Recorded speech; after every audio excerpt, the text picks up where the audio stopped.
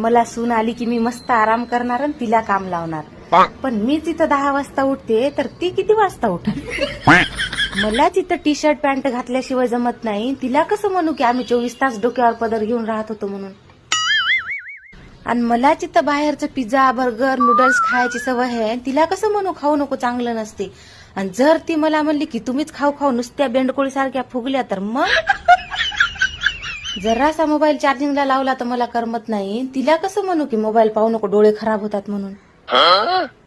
मला इथं पिशासारखी राहायची सवय आहे. तिला कसं म्हणू की मी नाहीतर पण लई चांगली राहत होते.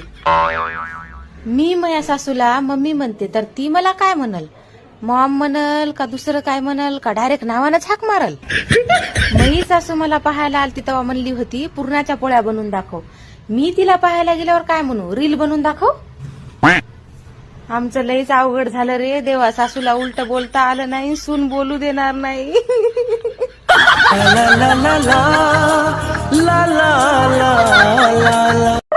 मला सून आली की मी मस्त आराम करणार आणि तिला